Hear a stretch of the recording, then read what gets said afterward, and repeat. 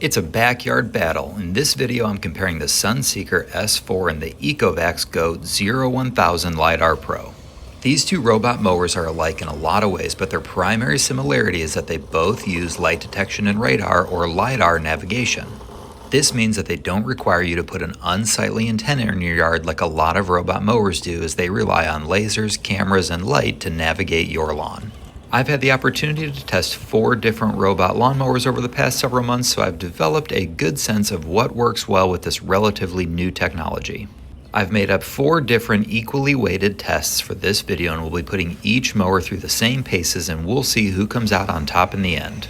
I'll be covering mapping, obstacle avoidance, terrain management, and cut quality. I'll also cover some other features that set each mower apart that might help you decide if you're in the market and researching one of these mowers. Okay, the first and arguably most important step in any robot mower setup is the initial mapping.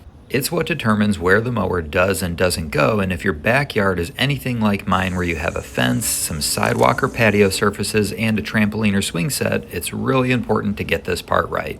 Let's start with the Sunseeker, which offers a horizontal dual joystick screen that lets you easily navigate the borders of your property. It's simple to add zones and connect them with a corridor, and you can add no-go zones like I mentioned earlier with our trampoline. It even has some features that make it more adaptable to different terrains like a floating blade deck, hinged wheels, and 2D texture mapping. Sunseeker even offers some patterns that you can mow into your lawn if you want, but I'll have to try those out at another time. On the Ecovacs, mapping is completed using a vertical screen and a single joystick. I found this to be slightly more difficult to manage than the dual joystick, but I was able to outline the border and the no-mow zones nonetheless. You can also add additional zones and connect them with a path just like on the Sunseeker. Both mowers also offer a really cool 3D map, which is surprisingly accurate and even picks up my neighbors' houses and other structures on their properties. Overall, both mowers offer functional mapping tools with a lot of similarities, but I'll give the Sunseeker the edge here due to its ease of use with the dual joysticks. For the second test, I'm looking at obstacle avoidance, and in order to make this as fair as possible, I used 4 objects and placed them each 2 paces apart and directly in line with each mower. I started with the Ecovacs, and it starts by doing a relatively good job of avoiding each obstacle. It does gently touch some of them, but other than that, it successfully navigates the course. That is until it takes a second pass at the wiffle ball bat here, and it actually ends up rolling over it, causing some significant damage. Honestly, I was surprised to see this because I've tested it on objects before, including myself, but something about the handle side of the bat hid from the sensors and it got run over. For the Sunseeker, I set up the course in the same way, and it does seem like it has a higher sensitivity to the objects because it doesn't really let itself get too close. Anytime it approaches an object, it reverses course, and I couldn't really even get it to take on the bat straight on after it decided to avoid the area altogether. This is likely because the S4 has a 70-degree field of view versus the 50-degree view on the Ecovacs. If you decide to leave a bunch of stuff in your yard before you mow, you might need to do it manually later, but it's definitely safer this way with the Sunseeker. And for that reason, this round goes to the S4 as well. Thankfully, my backyard is relatively flat, so for the terrain management test, I removed the no-mow zone around the trampoline and let each mower do their best under there.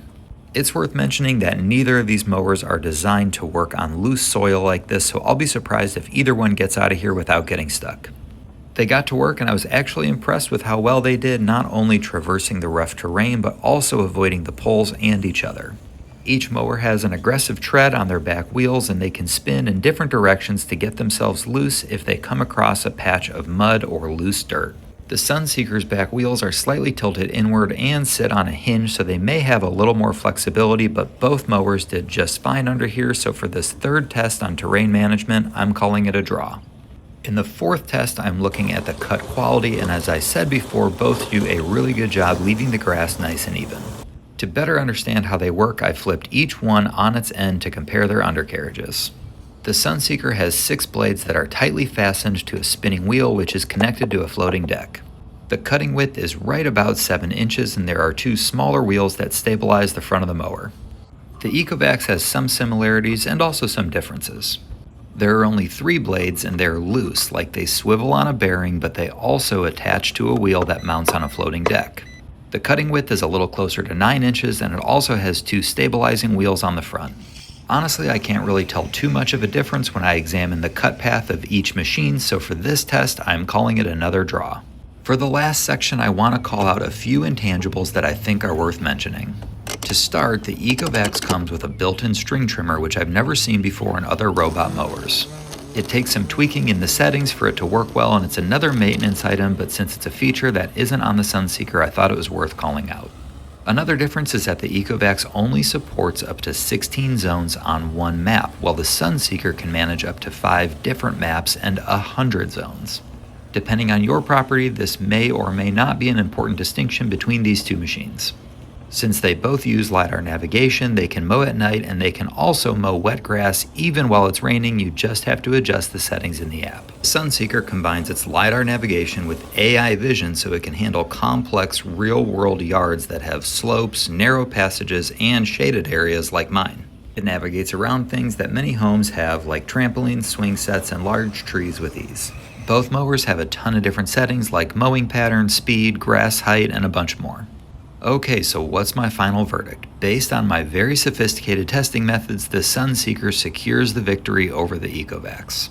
At the end of the day, both mowers will do a great job of cutting your grass, but the Sunseeker will be a little bit easier to map and it will avoid more obstacles. Sunseeker has 15 years of experience in the outdoor power equipment industry, so it's no surprise that it did well in this series of tests. I'll put a link to the Sunseeker S4 in the description below, and if you found this video helpful, leave me a comment and go ahead and subscribe so you can follow along on my DIY journey. Thanks so much for watching, and I'll catch you all on the next one.